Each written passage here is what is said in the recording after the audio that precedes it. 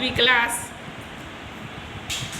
देखो पाठ 2 ये आत्मनिर्भरता पढ़ाई थी ना। अब इसका क्वेश्चन आंसर देख लो। यहाँ से देखो, ये देखो मौखिक है। एफडीओ में इसका ये भी लिखा हुआ है, देख लेना अच्छी तरह से आंसर। तुम लोग को तो न लिखना है न कुछ करना है कॉपी में। अब ये देखो ये क्या है, इस कॉपी में भी लिखना है। ये बुक पढ़ेगा, रीड लगाएगा तो सब आ रहा है इसका आंसर। ये क्या बोल रहा है क्वेश्चन, माँ महिर से गेहूँ पिसवाने के लिए क्यों कह रही थी। यहाँ पर तुम लोग को लिखना है नीचे आंसर। घर में आटा खत्म हो गया था और नौकर छुट्टी पर गया था, इसलिए माँ महिर को आटा पिसवाने के लिए चक्की पर जाने के लिए कह रही थी। आगे लिखा हुआ है पहला पेज पर, वो लिख लेना है। मेरी आवाज़ आ रही है, जो मैं बोल रही वही लिखना है। महिर को काम करने में शर्म क्यों आ रही थी। लड़का महिर एक होता है, पढ़ने पर पता चलेगा। यहाँ फिगर में है वो लड़का। यहाँ देखो इसको शर्म आ रही है घर के काम करने में। तो उसको शर्म इसलिए आ रही थी क्योंकि ऐसा काम वो कभी नहीं किया था कि उसके घर एक नौकर था लेकिन वो छुट्टी पर चला गया था, तो उसको गेहूँ पिसवाने जाना पड़ रहा था। अब तीसरा देखो, महिर माँ को बार बार कौन से दलील दे रहा था। यानी माँ को एक ही बात बार बार कौन सा बात कह रहा था, वो लिखना कि महिर माँ को यह दलील बार बार दे रहा था कि मैं नहीं जाऊँगा चक्की पर, मेरे को शर्म आती। ठीक है। अब देखो 4, संजय के बात सुनकर महिर का मुंह क्यों खुला रह गया।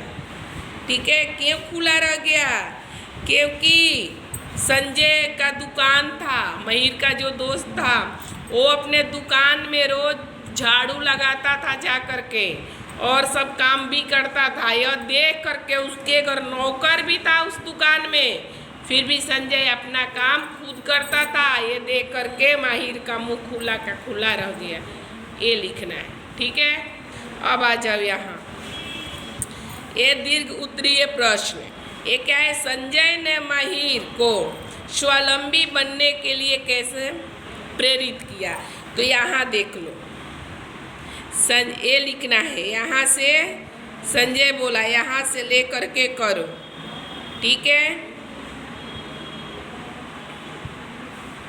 समझ में आ गया, ये लिख लेना है। स्वावलंबी होने का सही अर्थ ज्ञान होने पर आपको महिर से क्या बदलाव दिखाई दिया। यानी कि उसको जब समझ में आ गया तो वो क्या किया, यहाँ पर लिखना है। देखो यहाँ देख रहे हो, अब वह स्वावलंबी बनने के लिए अब महिर क्या करता है, अब वह गर्दन नीचे करके चक्की पर गया था। ये रीडिंग लगाने पर है, मैं समझाई हूँ, रीडिंग लगाई हूँ। ठीक है। अब वह गर्दन नीची नहीं बल्कि गर्द से ऊंची किए चल रहा था। आज उसे स्वावलंबी होने का सही अर्थ ज्ञान हो चुका था।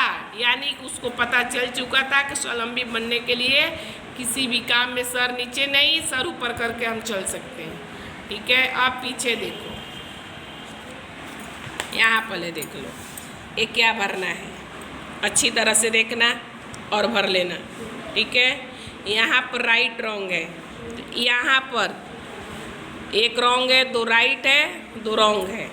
फिर यहाँ आ जाओ, क्या सही है क्या गलत है वो लगाना है। यहाँ पर राइट दिया हुआ है, यहाँ पर यानी कि क्या लिखा है, सही कथन गलत सही है। ये क्या है, सही उत्तर पर सिर्फ निशाना लगाना है। यानी कि ऑप्शन दिया हुआ है लेकिन जो सही है उसमें ही टिक लगाना है। ठीक है। ये देखो भाषा की बात तुम लोग के पास अभी व्याकरण आ गया है, उसमें से देख सकते हो।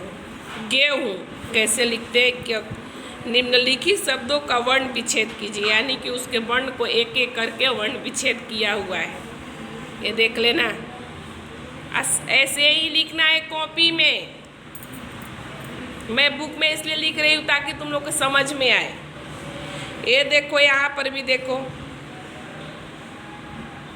क्या लिखना है इसमें? पाठ में अनेक ऐसे उर्दू शब्द आए हैं, यानी हमारे हिंदी में उर्दू, फारसी और अंग्रेजी, हिंदी में सब शब्द ये सब का मिक्स करके बोला जाता है। ठीक है, तो ये लिखा है, ये सब लिख लेना है। अब इधर आ जाओ, कौन किससे कहता है, क्या कहता है, कौन, कहाँ, क्यों, कैसे, कहाँ लगेगा, ये लिखा हुआ है। ठीक है, अब देखो पाठ में आए निम्नलिखित मुहावरे का एक एक वाक्य बनाइए। सिर पर आ पड़ना, यानी कि क्या है, घर में आटा खत्म हो चुका, इसलिए क्या है, यह काम महिर के सिर पर आ चुका था। राह देखना, यानी कि जब वो आटा पिसवाने जाता है, राह देखना यानी किसी का इंतजार करना। मुहावरे होता है उसका अर्थ और इसका सेंटेंस में बनाना, यानी कि वाक्य में प्रयोग करना है। महिर की, ठीक है, माहिर की माँ गेट पर माहिर का राह देख रही थी। ठीक है, ये भरना है। क्रिया शब्दों के सही रूप भर करके पूरा कीजिए, ये भी किया हुआ है, ये भी कर लेना है। चलो दूसरा चैप्टर हो गया।